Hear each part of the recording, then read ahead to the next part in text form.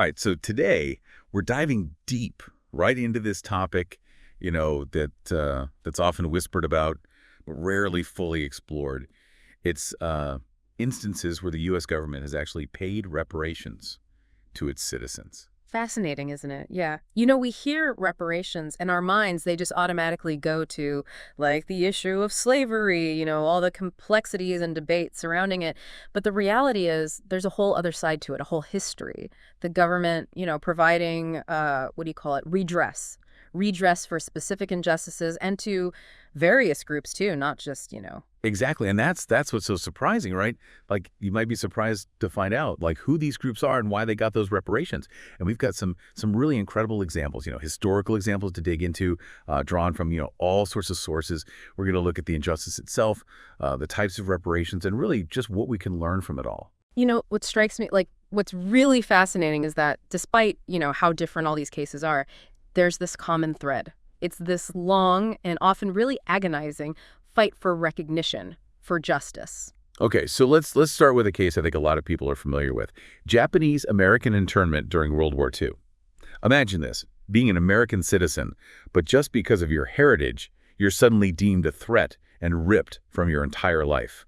That's exactly what happened to, think about this, over 120,000 people of Japanese descent. It's chilling, really. A perfect example how fear, how prejudice can completely just override basic fundamental rights. I mean, these were individuals, families. They were forced into these internment camps, lost their homes, businesses, livelihoods, the economic impact, and socially, the scars were immense. It's incredible that it took decades for the government to even acknowledge this wrong. We're talking, it wasn't until 1988 that the Civil Liberties Act was even passed. Yeah, that was a landmark moment for sure. It offered not just a formal apology, but importantly, individual payments. Each surviving internee received $20,000. Okay, so that's a pretty substantial sum, but it does make you think, can any amount of money really compensate for something like that? The trauma of being uprooted, imprisoned, just stripped of your dignity. That's a really great point. And that's, I think, where the educational component of the act becomes even more crucial. They established a fund to make sure this part of our history, this dark chapter, is preserved, it's taught. So hopefully future generations can actually learn from this mistake. Right. Okay, now let's move to a lesser known but equally harrowing event. The Rosewood Massacre of 1923. It's a story that just reminds us how quickly unfounded accusations, racial prejudice, can lead to devastating violence. Rosewood, Florida, it was a thriving town, predominantly black, and then this false accusation against a black man that they alleged he assaulted a white woman, and that just ignited this wave of terror from a white mob. I mean, they literally wiped the town off the map. It's hard to even fathom an entire community destroyed, families scattered, lives lost, all because of a lie fueled by hate. And then, on top of that, justice was agonizingly slow. It took over 70 years until 1994 for Florida to even acknowledge this atrocity. And even then, it was only with the Rosewood Compensation Act. Right, and with that act, they granted $2.1 million in reparations. $150,000 went directly to survivors, and the rest was used to establish a scholarship fund for their descendants. It really just shows that, while justice delayed is justice denied, some measure of recognition, however late, can still be achieved. It's heartbreaking, though, that it took so long, right? Yeah. It makes you wonder, how do we as a society truly confront and dismantle these prejudices, these deep-seated prejudices that fueled these horrific events? Yeah, that's the question, isn't it? It demands continuous introspection and action. Education, definitely open dialogue, a real commitment to dismantling systemic racism, all vital pieces of the puzzle. Absolutely. Okay, let's dive into a case that really exposes the dark side of scientific research. The Tuskegee Syphilis study. This is a tough one to hear, but it speaks volumes about ethical boundaries and the consequences, the long-lasting consequences of betrayal. So between 1932 and 1972, the U.S. Public Health Service conducted this study on black men in Tuskegee, Alabama. They were told they were being treated for, bad blood. But the truth, the devastating truth, was that they were subjects in a study on the progression of untreated syphilis. And the most appalling part, right, even when penicillin became the standard treatment for syphilis, they deliberately withheld it from these men. For 40 years, they were denied proper care, their suffering was prolonged, all in the name of research. It's staggering, the ethical violations. It caused immense suffering, premature deaths, and beyond that, it just shattered the trust of the Black community in medical institutions, a breach that we're still seeing the repercussions of today. Yeah.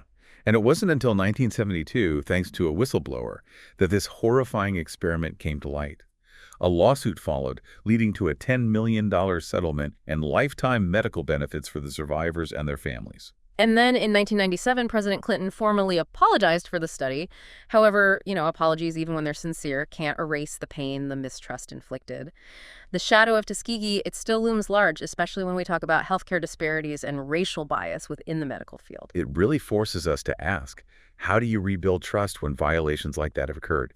And how do we ensure that any medical research is conducted ethically, with the well-being and informed consent of participants at its core? That's a challenge that, requires a multi-pronged approach, really. Transparency, accountability, and a real commitment to addressing those systemic factors, the things that allowed a study like that to happen in the first place. Absolutely. Okay, let's shift our focus now to another group that has faced centuries of injustice. Native Americans. We're talking about the systematic dispossession of land, forced removals, broken treaties, a legacy that has profound impacts even today. A history of immense loss. And it's not just the physical land, right? It's cultural identity, spiritual connection, self-determination, all of it just taken. Think about the Trail of Tears. Thousands of Cherokee people driven from their ancestral lands.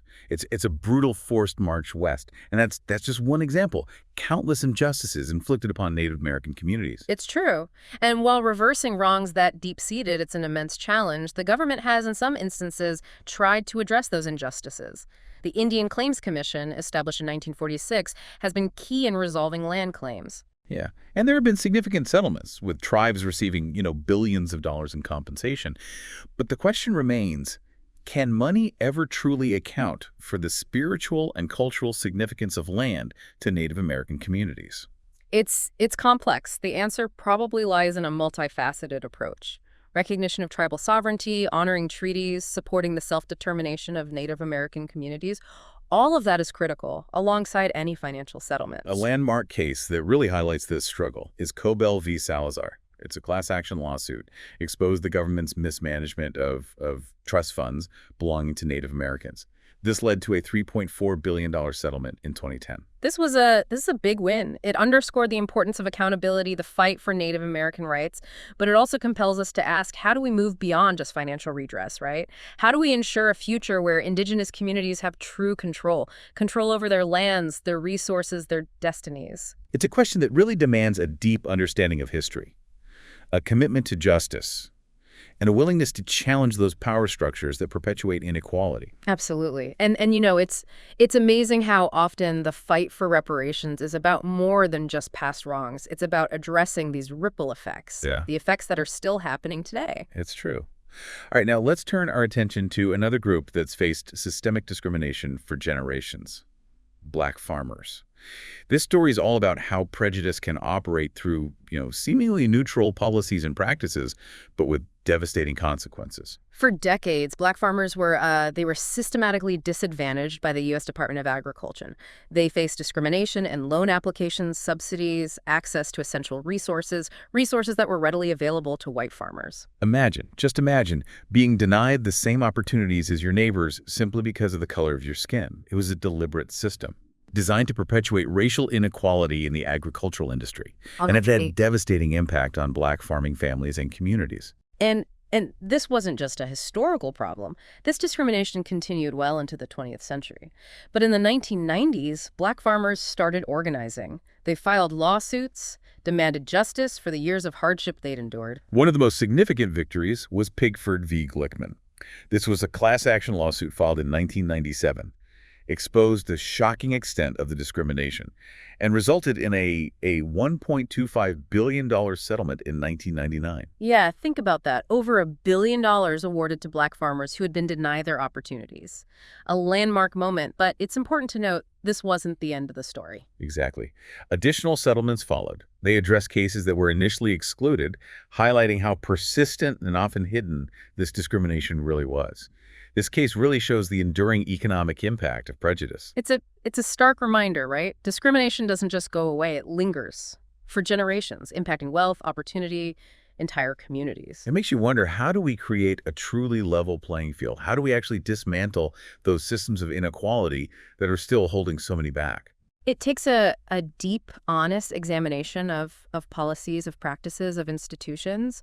We need to identify and address how they perpetuate this inequity. It's about ensuring that everyone has a fair shot at success, regardless of their background, their skin color. None of that should matter. Absolutely. Okay, let's take a quick look at two more examples just to show the range of situations where reparations have been considered. We've got Guam and the 9/11 Victim Compensation Fund. Both cases remind us that, this conversation about reparations isn't limited to just one group or one period in time. It can be about wartime suffering, national tragedies, all kinds of injustice. So during World War II, the people of Guam, a U.S. territory, they endured a lot under Japanese occupation. Atrocities, forced labor, their lives were completely disrupted. And it took decades for their suffering to even be acknowledged. But in 2016, Congress finally passed the Guam World War II Loyalty Recognition Act. Survivors were awarded between $10,000 and $25,000. A small gesture, maybe, but symbolic. Recognizes their resilience in the face of unimaginable hardship. And then there's the 9/11 Victim Compensation Fund, established after the attacks, of course. This fund was meant to provide financial support to those who were injured, who lost loved ones, and those first responders, who risked their lives in that chaos. In the end, the fund distributed over $7 billion to survivors, to families, and to first responders.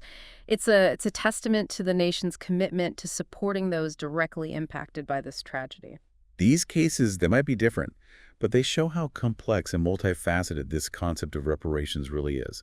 It's about recognizing past wrongs, addressing the lasting damage, and finding ways to make sure those injustices never happen again. It's a journey, acknowledging pain, seeking accountability, and striving for a just and equitable world. We've covered a lot of ground, and I know there's so much more to explore.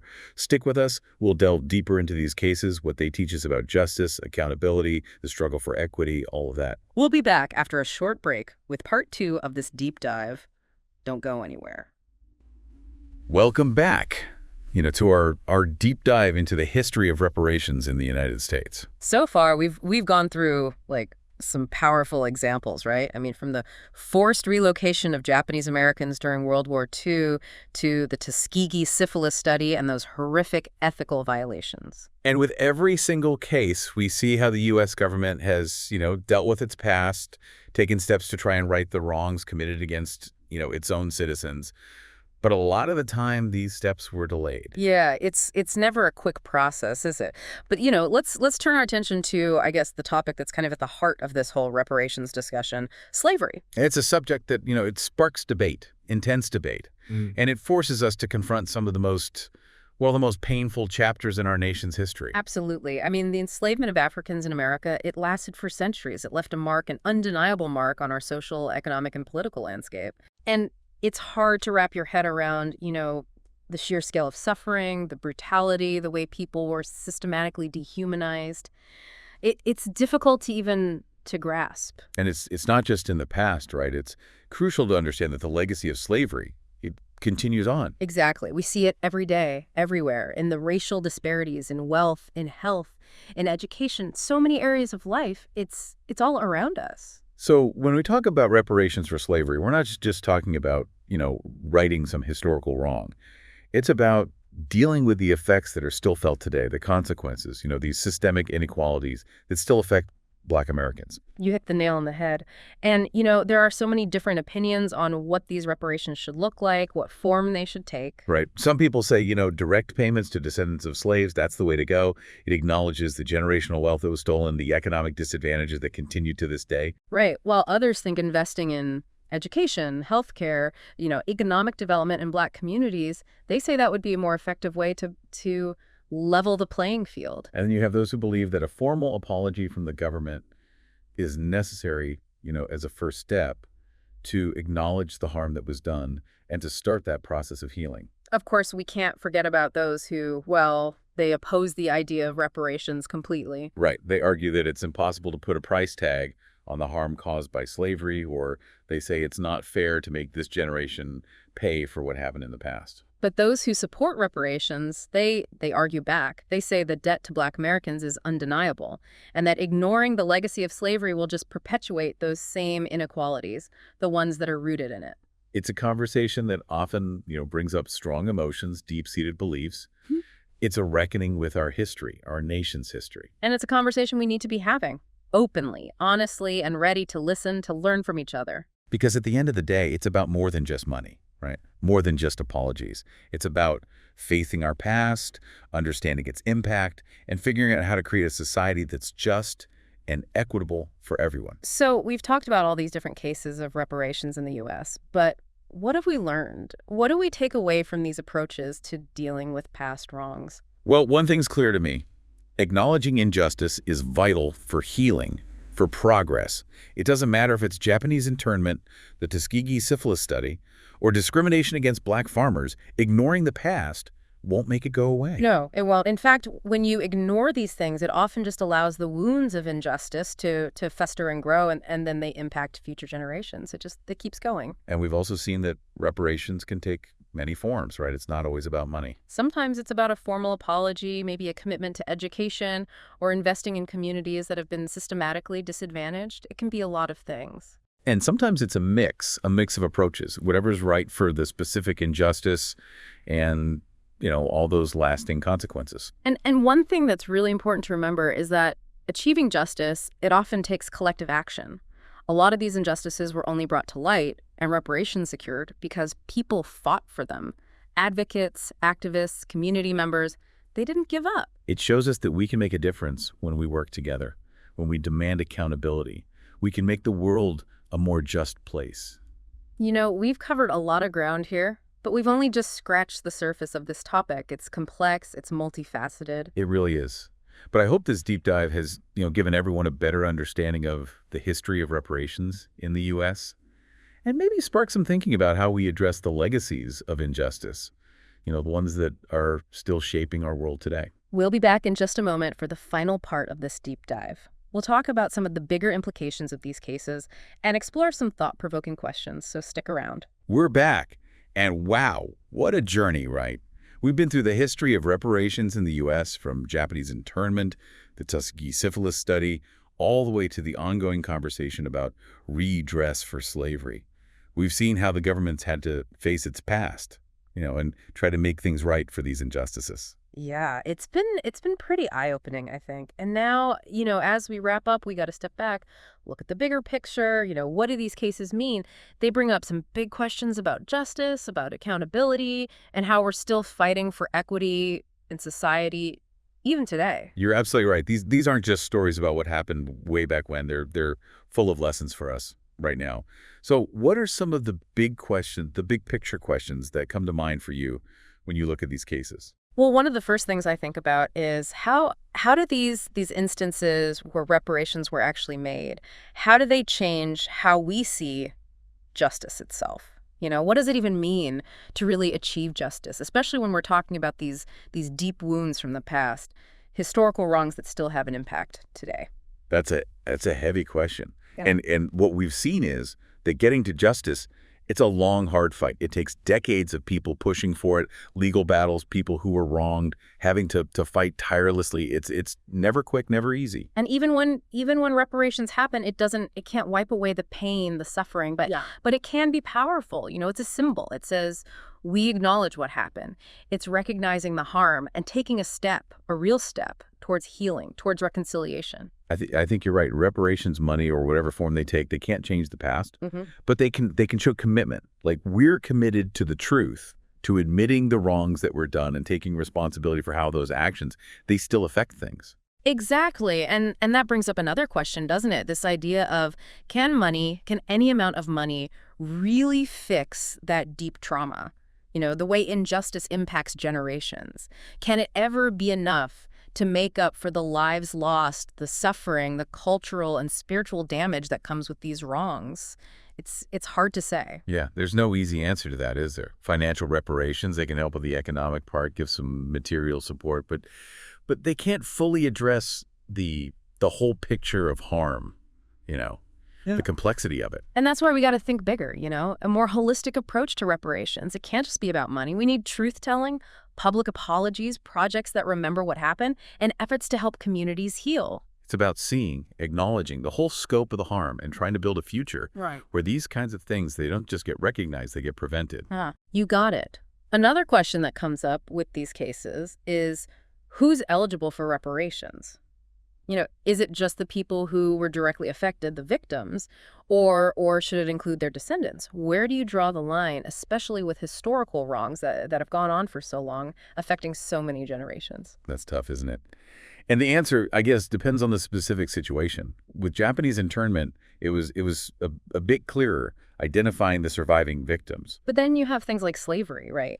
Where the harm just goes on and on across generations. Figuring out who's eligible, it gets way more complicated. We have to really grapple with this legacy, how these wrongs continue to affect communities even now. And then there's the question of, well, who's responsible? Who should be the one to provide these reparations? Is it just the government's job? Or do other groups, corporations, institutions, the ones who benefited or even participated in the injustice, do they have a role to play too? This is a debate that's not going away, is it? And it needs us to think carefully about the history, about the law, about what's right ethically. Some people say it's the government, plain and simple. They're the ones who are supposed to uphold justice to protect their citizens, so they should fix it. Others say, hold on, private industries, institutions, they were part of this too, so they should be part of fixing it.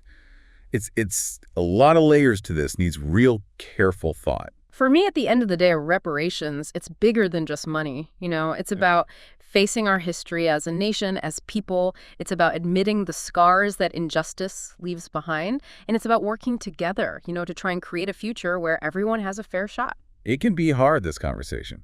It can be uncomfortable. We have to face some tough truths, wrestle with ethical questions, social questions. But we have to have it if we really mean it when we talk about equality, about justice for everyone. These cases, they teach us a lot about accountability, about the importance of truth and reconciliation, about the fight for equity that never ends. They remind us that justice, it's a long road, not a quick fix. It takes constant effort, commitment, and a willingness to see the hard truths, even when they're uncomfortable. As we learn more about reparations, about all the different cases, I hope everyone listening keeps these big questions in mind. How do these stories change how you see justice? What do we learn from them as we face injustice, past and present? And the biggest question of all, maybe, is how do we use what we've learned to build a better society? One that's truly fair, where everyone is treated with dignity, and we're actively working to dismantle the systems that create inequality. Thanks for being with us on this deep dive. We hope it's made you think, reflect a bit, and maybe even given you some hope. Because at the end of the day, this journey towards justice, it's something we all have to do together. Keep asking questions, keep pushing for change, keep believing that a better world is possible. Until next time, keep diving deep.